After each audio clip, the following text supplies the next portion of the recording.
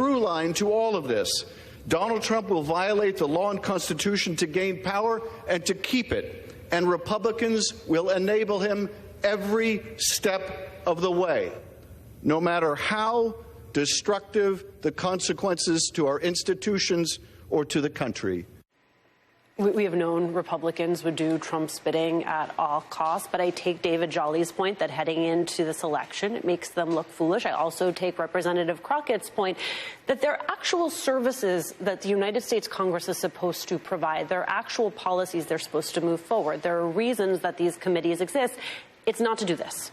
Correct. I mean, stupid season is every day now in Washington. A couple weeks ago, we thought that Senator Tommy Tuberville was the dumbest member of Congress. Now we're going to have a competition. It's going to be an open competition to see who can be the least impressive member of Congress, because they're also just not very good at this. And I think the American people do want to see them get things done. It's happening on the heels of a Zelensky visit that really, in my view, is an American embarrassment. They didn't show up to support an ally that's fighting Putin and standing on the line for freedom and has its men and women dying in the mud right now, but they show up for this circus. And I think at the end of the day, it's obviously political. The goal is chaos. The goal is to blow it all up. Many of them are political suicide bombers. They want to create this chaotic environment where government doesn't work. But there's an audience that's watching that we talk about a lot. It's the independents. And this doesn't bring them to the Republican Party. This doesn't help Donald Trump or their party in a general election. And the more they double down on this, the more they're going to drive those people away that just want to see members of Congress get something done, get anything done, like a defense budget, like support for our allies, like something on immigration. Just fund the government, guys. Anything, basics like funding the government. And when they can't get that done, I think they're hurting themselves in the long run. It's not a good political strategy either. Documents talking about attack plans. There's the fact that he did it. There's also just the complete irreverence for what should be a very sanctified thing. When I hear that every time, it's hard not to feel my blood pressure go up. I get physically outraged and angry, and I think especially folks who've served in uniform feel the same way. Dirty people do dirty things in dirty ways, and he's been dirty his whole life.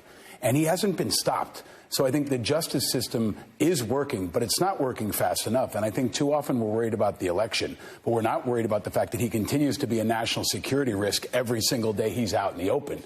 He has classified information. He's threatening people, foreign and domestic. He's supporting our enemies. And he continues to be, in my view, the #1 national security threat for our country and potentially the threat to the world. So we need those guardrails to work a lot faster, because we kind of just forget that he may have just disclosed classified information to adversaries. I mean, these are huge things that right now could be putting American lives in jeopardy right now in places in jeopardy around the world. And that's how high the stakes are. And I think sometimes people get a little washed over it because he's been so dirty for so long. But at some point, it needs to stop.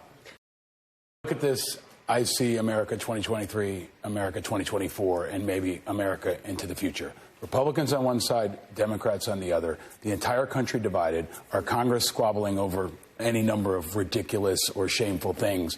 But I think about another great week for Putin.